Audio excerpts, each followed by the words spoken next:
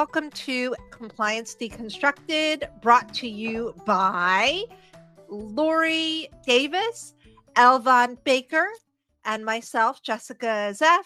We've got another great episode. This time we're going to talk about the importance of professional development. Of course, that does not apply to the three women on this podcast because we know everything. Do you not agree, ladies? Mm-hmm. We know it all. Oh, yes. Every day. Every day. No, we're just kidding. We feel, every day we get up, we go to work, and we feel like we know less and less. And that's, of course, believe it or not, part of why we love the job, because there is so much to learn.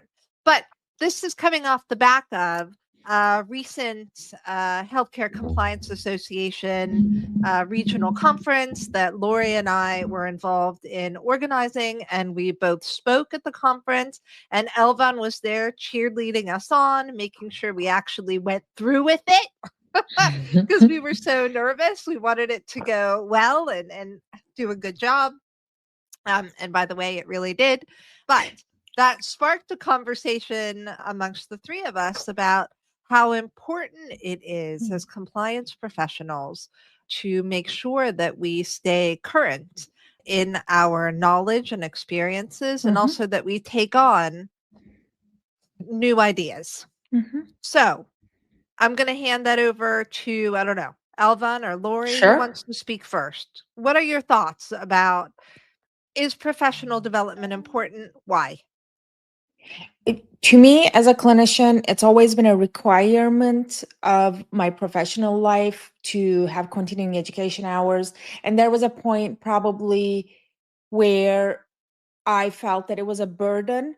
But now looking back, I'm at a stage realizing that same for compliance professionals, same for any professional that requires this type of certification or licensing, is that it is very valuable to utilize those times, minutes, hours to your max benefit.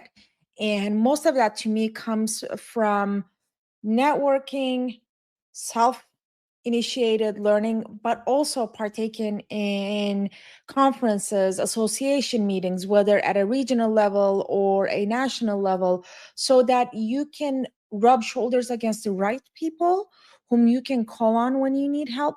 But also, like you said, staying current on the topics that you may not be well aware of, or you may not have had the time to dive into, because everybody's lives are very, very busy, let alone the professional lives. And the healthcare compliance is such a vast subject that it really is not reasonable for all of us to know everything all the time, all at once. We just recently recorded an episode where Lorie's vast knowledge came handy even for us, people who have been in the field for long enough. Why? Because our experiences, especially for me, my experience did not fully align with Lorie's experience. Therefore, I learned. But we need these gatherings, conferences, professional meetings, continuing education opportunities to create that synergy. Yeah, I think it also helps us challenge our view, right? Mm, So, Elvan, one of the things very that good point. I think about is you and I started from very different places on Mhm. AI.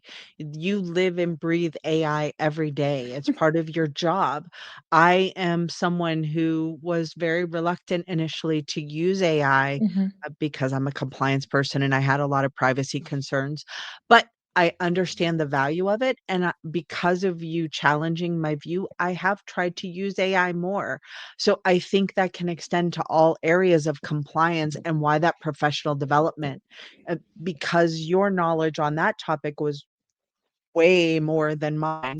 I wanted to learn from you and understand, where did you see value that maybe I was missing? So I think when you extend that in the compliance world, there's regulations. Jessica and I can be talking about the very same piece of legislation, but Jessica interprets it differently than I do. We need to have a conversation. Wait, Jessica, why are you saying prior auth can only be sent by carrier pigeon? When I read it, I say it can only be done wisdom by Saint Bernard or Great Pyrenees delivery dog. So I think, you need to talk through that and check yourself. At the value of getting older has given me wisdom that I don't have to be the smartest person in the room. Mm-hmm. That's I don't right. wanna be the smartest person in the room, but I wanna learn from people. And so that professional development and networking really allows you to grow and be better. And I would say as well that, compliance is this big thing, but it's not one thing. We like to talk about compliance as though it's clear, it's a black and white, but Mm-mm. actually it's not. There are so many aspects of compliance, so many different fields in the healthcare space. It can mean so much. And then add to it, you have all different types of organizations of different complexities Mm-hmm. with different backgrounds and different resources. How do you manage that? Well, you manage that by learning from each other, right? So, for example, compliance in a hospital may not be exactly the same as compliance in a small physical therapy practice. Well, but how do you learn that? How do you learn from each other? You might connect with other physical therapists, or you might connect with others in the compliance space for small organizations. And that's how you learn. I mean, this thing we call compliance, it's got so many different heads and tentacles. Not only can you not know all of it, it's not possible, but you also want different applications, and you want to network with people who maybe you can learn from them. Well, how does this work in my particular space? I have found that to be very helpful, so you can know, for example, compliance. When I started out, I learned compliance in hospital settings, very clinical settings. That was different from a health plan, that later ended up being Mm-hmm. compliance was different for the health IT companies that I worked for. But you have to learn, and you learn that by, well, many different ways, but you have to learn and you have to develop and adjust. So you said something, Elvan, that I thought was very important, and you started to touch about different ways of professional development. Because I know as a leader, as a manager, and as a colleague, a lot of people think about professional development as a class. You go Mm-hmm. in, you go to a seminar, you go maybe to a conference, but actually, that's not it. That's one way of getting professional development. So, Lorie, what other experiences have you had that pushed your professional development? Unlike you, I started my compliance journey in a health plan learning. I read Medicaid or Health Mm-hmm. Compliance 101. That was one of my compliance books that I had to read. Yeah. I literally read Compliance 101, which for those of you who don't know, this is a book that was published by former senior leader at HCCA. It's been revised multiple times. She's happy to talk to you about the book if you ever meet her in person. It's not that long, but there is a lot of content in there. And then from there, I went to the HHG OIG or HHS OIG, Health and Human Services, Office of Inspector General, guidelines for compliance to further my knowledge. And then I started learning about this thing called the Healthcare Compliance Association, HCCA. And so I joined that and got involved and went to the regional conference.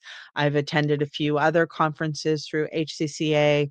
I've met other people who are in compliance through HCCA that I can talk to, but I also use LinkedIn. I'm a member of several groups within LinkedIn that are dedicated to compliance professionals. And I think that's, how I talk about it when I think about compliance networking. So there's a lot of, just diving in deep and clarifying what you said. There's an element of self-study. And I think 100%. many of us in the compliance field, we do a lot of self-study. It comes with the territory, right? You You have to gotta be able love to reading research. in this field. Yes. You gotta love reading, and you gotta be Reading. okay. You gotta be okay picking things apart a little bit on your own. I Yeah. think that comes with territory. Like no one can make you read, and no one can make you consume what you read. No one can make you be curious about the details. Yes, that's No. exactly right. So there's a lot of self-study. There's joining appropriate associations and networking with those associations and reading their materials that they put out. Obviously, attending conferences is professional development if you can afford it. Or there are webinars. There are all kinds of different webinars. These are ways of educating yourself.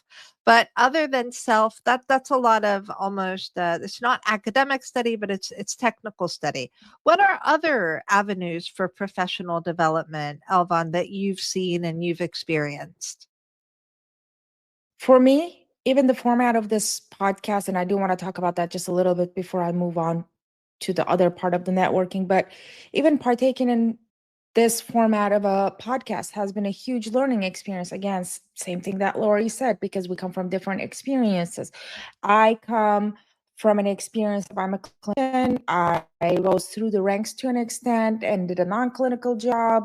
Quite a few of them then became a part of compliance programs. You are a trained attorney. Lorie, on the other hand, is a professional speaker. In all honesty, people don't know that about her. She is a project manager. So what does this tell us? It gives us different perspectives of looking at the same text and interpreting differently and applying differently, or finding out ways of applying differently. So learning from each other is absolutely paramount. And I encourage everybody to find your happy podcast that you really are looking forward to listening. Hopefully it's this one, Compliance Deconstructed, but find that podcast to be able to put it on and listen and tell yourself, you know what, I only have 15 minutes on the cardio machine. I only have 10 minutes drive to the supermarket. I only have, I don't know, I'm doing something at home and folding the laundry that I want to listen to. I want to consume something, but without investing so much of my eyes and, you know, That's a really great analysis skills. suggestion. So that's really, I think it's extremely important. Another part of this is definitely rubbing shoulders with the right people beyond the podcast format. Why? Something that I have learned nice and early in my professional life is that the people that I want to be associated with are the people whose places I would love to swap with. Not because I think they have it easy. I think it's because they have consumed the type of knowledge that I want to take from their brain and install into mine with a USB or a flash drive or something like that. And that position in a professional environment has, that knowledge afforded them that place. So, and I, as an example, that's one of the things that gravitated me towards you. I looked at your background, we connected, and I'm like, man, I could learn so much from this person. Thankfully, it provided itself to be a two-way street, and it's not always a perfect 50-50, right? But I think that's quite important. Rubbing shoulders with the right people, asking the questions to people. There is another perception out there where people think LinkedIn is a place for, it's meant to be a true place of collaboration, and you got to use it the right way. So if you're only reaching out to a professional when you are on the hunt for your next opportunity, that may not be the right format to create that synergy of learning. However, if you're connecting with professionals whom you would love to swap places with and asking their opinion, I think that's a great format to learn also, because they may help open windows that you didn't even know it existed. What about building on that?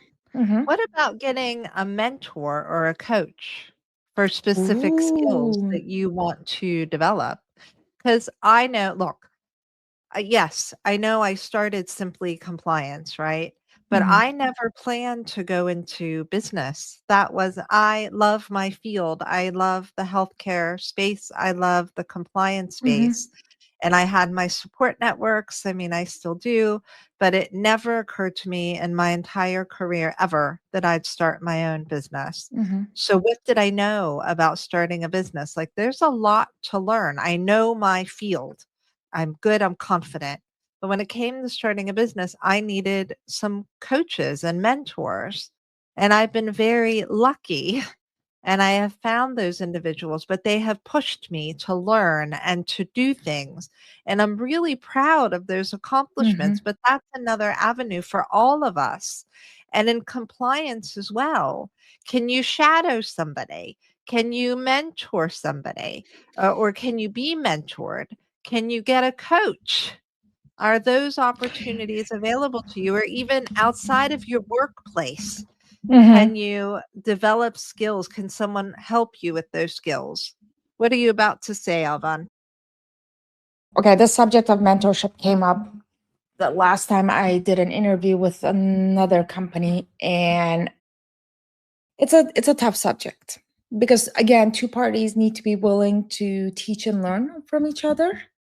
You got to connect with the right people again who are willing and have the time and who have the desire to invest into you, because it really is for you than them a lot of times.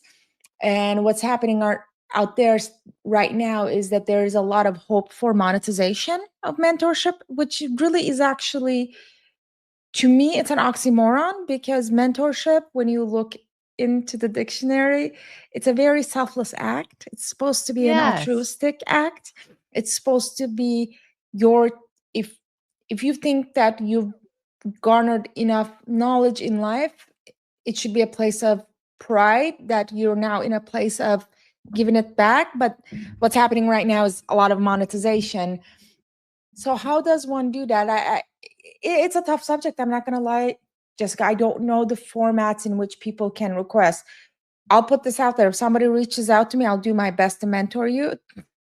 But beyond that, is there an organized way of achieving this? I'm not sure. Does the HCCA provide a mentorship program? Because we have that, like in my professional association for speech therapy, we have that. There's a mentorship matching service Okay. depending on the interest of both parties, and there's a pretty good template as to how to do it. I know that so one, as I got more confident around asking for mentorship support, so I ended up working for a health tech organization, and there was a specific subject I wanted to do better. And there was a woman, like a vice president, that I really got along with, and I really liked her. I had a lot of respect for her. So I just asked, I said, "Hey, would you happen to have some time? I'd like to learn more about how to do this. I really like the way you do it. Would you mind if we set up some sort of arrangement?" And, she was free to say no. And sometimes people will say no, but there's no harm in asking. But it's got to be someone you feel comfortable with, even if it's half an hour every other week. Something. And you've got to be flexible as well. If they can only make 8 in the morning and you're like me, you don't like to be up and working before like 10. Well, then you've got to be accommodating, right? They're doing you a favor, they're helping you out. But that can be a really worthwhile avenue if you can do it in terms of professional development. There's also such a thing as, I mean, we've all been in a workplace. I think we all know this to be true, our listeners included. And I have come to realize that a great way, even though it might be painful in the moment, of developing your professional skills is to take on new challenges, challenges that maybe feel hard in the moment. And that can be an effective way. I mean, it's a little scary, I'm not going to lie, but you walk out of the experience often with a whole new set of skills and a level of confidence. Ladies, what do you think about that approach? Lorie, do you have any thoughts? Trial by fire? I I know I've said this to you, but I think sometimes, again, the value of wisdom and age is that you learn often through mistakes. And so trial by fire can be a very valuable learning tool, in that you are doing something, you think you're doing well, maybe something goes wrong. That's a lesson you can learn for the next time. Ah, next time I do that, don't do that. Or, oh, that went really well. Let me make sure I incorporate that the next time. So I think there is something to be said for that option too.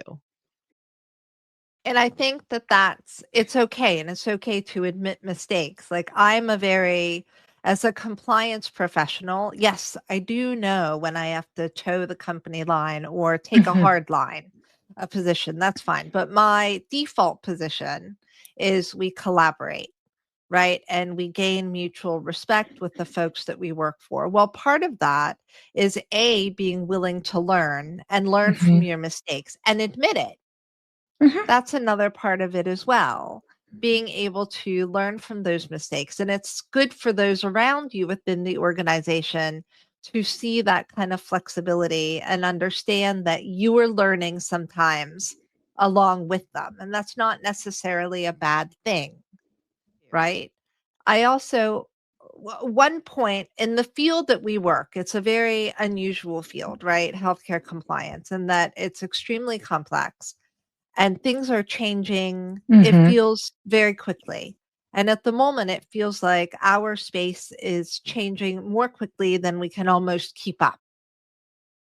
And I would argue that's another reason for professional development because we work in a fast paced field where things are changing, new rules are coming out all the time. And so, how do you keep up with that? Any particular strategies? Any particular nuggets Hmm. of advice? So there's a Even things couple of like subscribing to newsletters. yeah, I'm trying uh, here.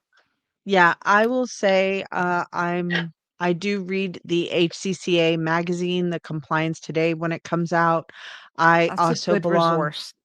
because I belong to several LinkedIn groups, there's things that get shared there. I also in the states where I'm active, I also make sure I look at what bulletins they put out, the regulators put out. Mhm. Sometimes they put out notices that if you don't think about it, I think it's important to look at what's in your legislators' queue. Mhm. What bills are they looking at that could impact the work you Mhm. do? And if you're not sure, there's typically in larger organizations, there might be a legal affairs or Mhm. regulatory affairs team that can give you updates. But if you're a small shop, you're a team of one thing there again, I think I've mentioned this before, but there's tools like LexisNexis or Legiscan that will help you summarize what's on the docket. What are they thinking about? I know sometimes lobbyists also set up Q&As or they've got sessions where they'll talk about what they're seeing, but I think things like HCCA and building your network, there's times where Jessica and I have collaborated and "Hey, Jessica, did you see this bill is going through?" "Oh, no, I hadn't." Or, "Hey, Lorie, did you see that?" What? What are you talking about?" Yeah. And Mhm. it can give you pause. Pay attention to the news. Sometimes legislation comes out of the funky things that you read about in the news. Oh, that doctor that was doing backroom appointments in their house? Yeah, now What's wrong there's with that? something Why are you being nothing. judgmental on a for no good reason? I know, I'm Isn't so she, mean. Jess? I'm evil. But did you notice that there's now a bill on the legislation docket, that relates to doing dental procedures out of your garage? So, there are things that come out of this that can be beneficial for members, patients, the average consumer that doesn't pay attention to this. So when you see things in the news, think about what'll happen next. Pull the proverbial Mhm. string. So there are so many different ways of, sharpening your compliance skills or your skills as Yeah. a professional. It doesn't just have to be Mhm. compliance. It could be leadership. It could be management. It Mhm. could be all kinds of different things. And why do we do this? We do this partly because as Lorie was saying, there are so many different things coming up in the regulatory space, but there's also, well, how do you make things more interesting? People look at compliance and go, oh my God, that's so dry. I don't find it dry. I find it super exciting. I've said this many times, but how can you introduce new ideas, new concepts, new ways of doing things? And when I say that, I might be posing a controversial question here. Mhm. Can professional development be fun? I would say yes. I would say it can be. It could be dead boring sometimes. Yes, I know, Mhm. but you got to do what you got to do to I think maintain that's your the difference skills. between, for me, was at the beginning of my career, I saw it as a burden and a check mark.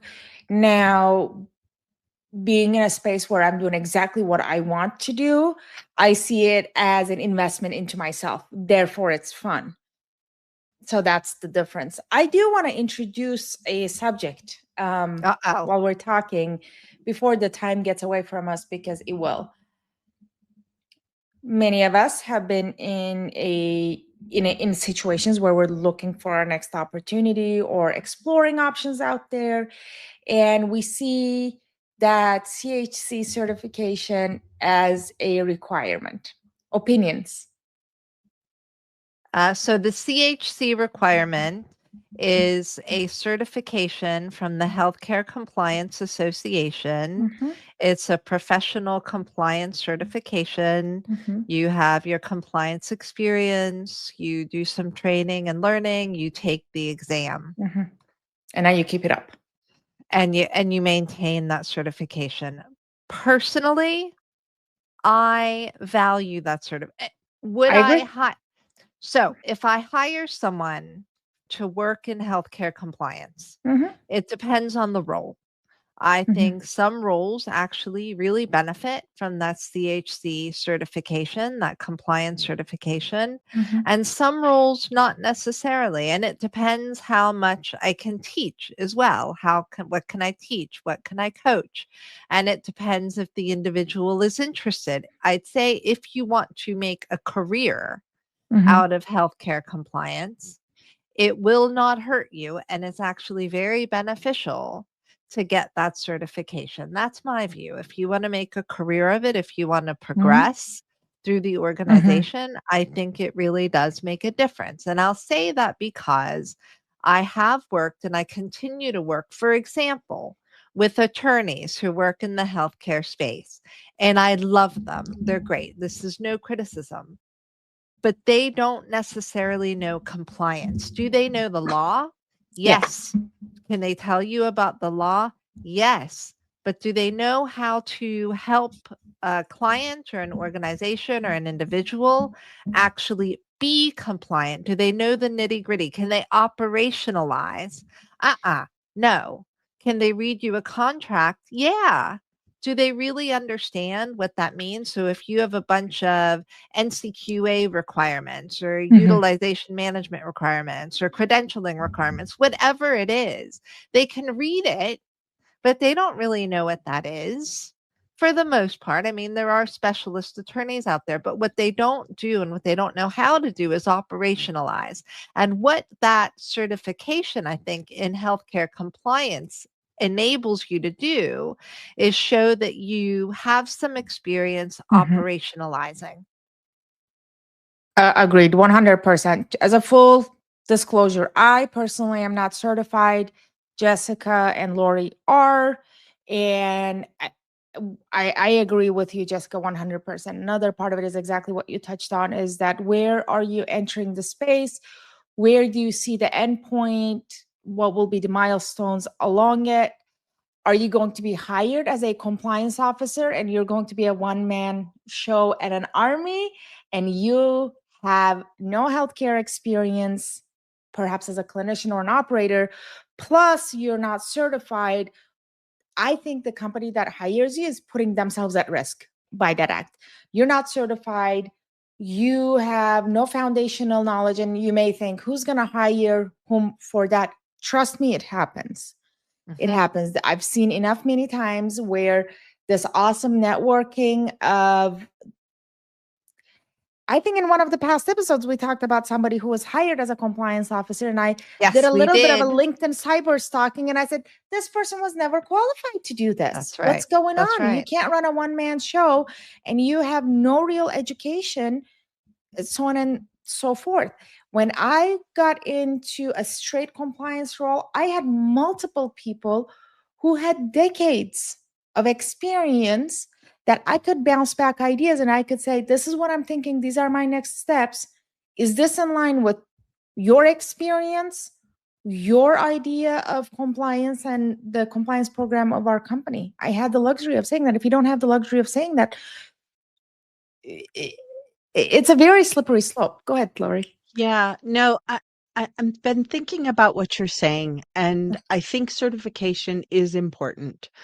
I think it shows a commitment to Mm-hmm, the role mm-hmm, and the field. mm-hmm, I think, I don't think it's any secret that I profess my love for certain components of compliance more than others, mm-hmm, unlike Elvan, who has different loves of in mm-hmm, within compliance. There's space for all of us, but I think the mm-hmm, certification demonstrates a dedication and a commitment.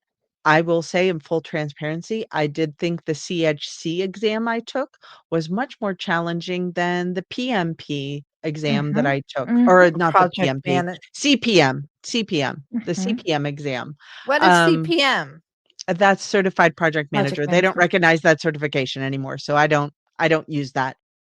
But it requires a commitment, and Mm-hmm, I think that's where you have to, and your organization has to be savvy enough to recognize that having a certified healthcare professional in that role is important. There are organizations where the compliance officer has some other certification or has no certification. And when you talk to them about certain components of compliance, I don't see that same level of insight and understanding that, for example, if I call up Jess and I say, Jess, can I talk to you about this ECRO protocol? It's driving me crazy. Or, hey, I just got this weird audit request. Can we just talk through it? And not, again, it's that networking that we talked about, not sharing company secrets, but I just need a sounding board. They're asking for 5 years of claims, and they want it all next Tuesday, and they're asking for fields that we don't capture in encounters. Does that sound reasonable? Or whatever. I'm making up a scenario that never happened, but at the same time, it's important to validate that. And as a compliance person, that helps you push back intelligently to a regulator. I think, in my experience, where you're saying, hey, I understand that you want all these case files, but you don't want any that would have been submitted for HEDIS review. Make it make sense for me, sir or ma'am, and really talk through that. It gives you a level of confidence and understanding that I think folks that, if they have experience, maybe they have that experience without a certification. To your point, Elva, and they've got decades. So there's space for folks who aren't certified to be really effective compliance professionals. mm-hmm, And there are a lot of types of certifications out there in compliance. CHC is one of them. There are at least 5 others that I'm aware of mm-hmm, that you can have. That doesn't make you any less effective as a compliance officer, but I think experience and knowledge mm-hmm, are essential regardless of certification. And I would agree. And now I feel terrible because I said this thing about attorneys.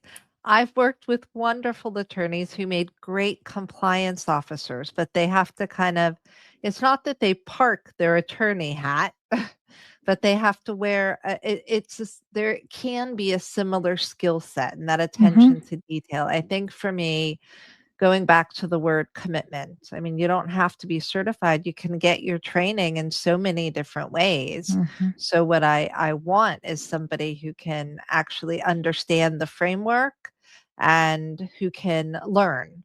That's another part of it for me. I'm more interested in someone's ability to learn. mm-hmm. And Yes. again, going back to, do I think the CHC certification is important? Yes. Do I Yes. think it's the end all be all? Absolutely not. You can have No. people who are certified who are absolute rubbish.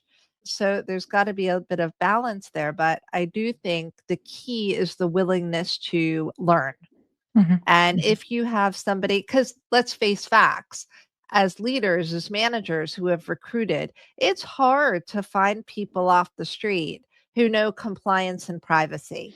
That you mm-hmm, don't walk out of college or walk out into the world already born knowing all this stuff. So mm-hmm, chances are you've got to do some training with whoever you hire. So for me, the key is the flexibility and the willingness and curiosity to learn.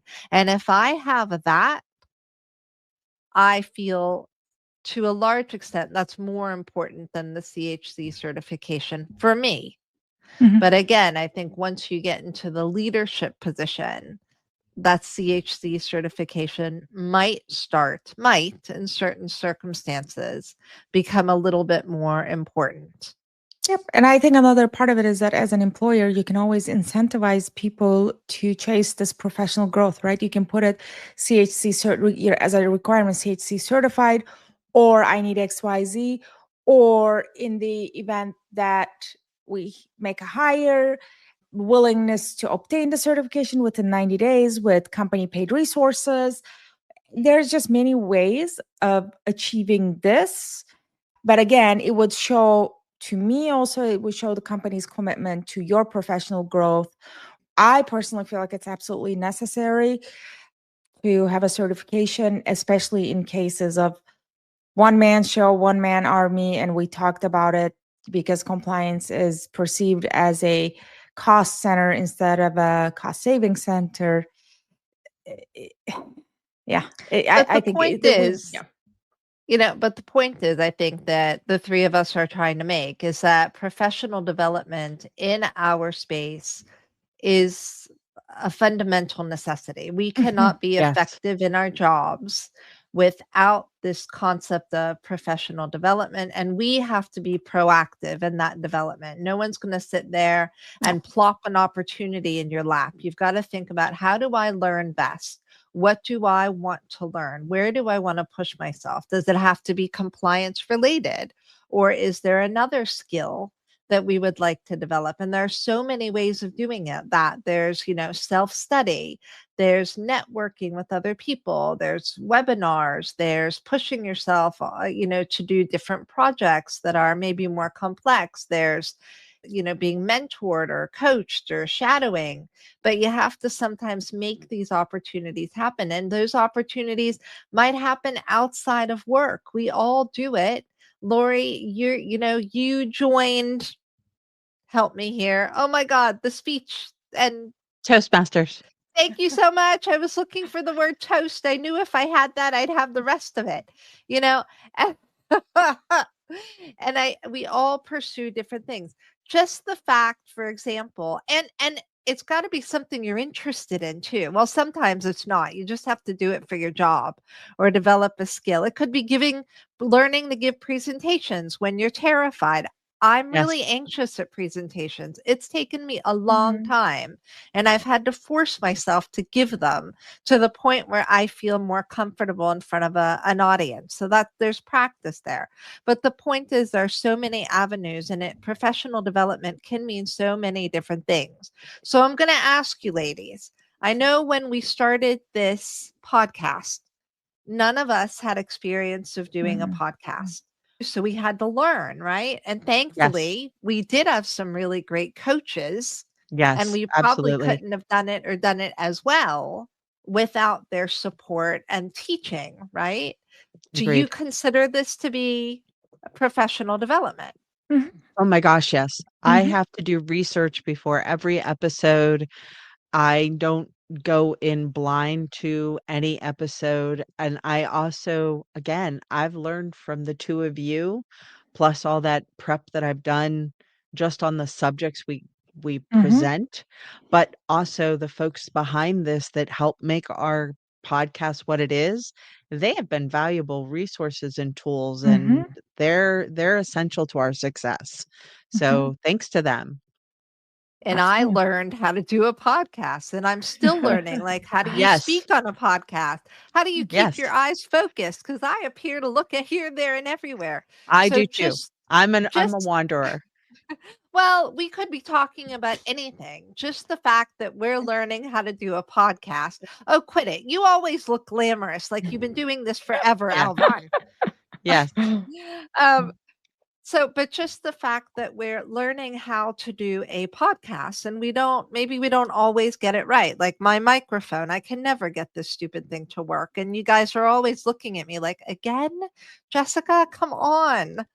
But all of that is development. Even learning which microphone to use Mhm. and where to Mhm. plug it in. Like, that's part of your development and Mhm. professional development. Like, how do you, and what has this taught us? It's taught us about developing a podcast, speaking on a podcast, planning for it. Mhm. How do you coordinate? And maybe thinking about podcasting as a tool for teaching other people. So there are so many skills that we pushed ourselves. We were all a little anxious about it, right?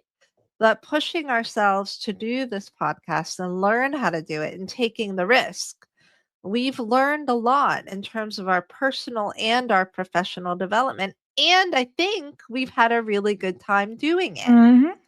You can correct Absolutely. me if I'm wrong, and then off the No. show. I was gonna say, who's gonna tell her that? I heard you, Elvan, not me. So that's just to that's just to make sure that, those of you who are listening, I mean, understand that there are so many different ways of developing your skills and your knowledge, and it can be exciting and amazing and different and innovative. Yeah, sometimes it's boring, not gonna lie, it's true. But there can be so many different opportunities, but you've got to figure out what suits you, what resources you have, what time you've got. But it's on you to make that effort. Don't expect your organization to be like, hey, we're going to do this thinking for you, because they can't. They don't know No. exactly what you need. They don't know what would excite you, what will make you passionate and bring something back to the organization and to yourself, so that you feel it. You feel that you've gained something. So think about that. Hopefully that's useful advice. So if you're looking for ideas, definitely, or if you have ideas to share, please leave Please comments do. and feedback. We're looking for that. So thank you for listening. Thank you for putting up with us, and we will see you on the next episode. All right, ladies, see you everybody. next week. Thank you. Bye-bye. Bye now.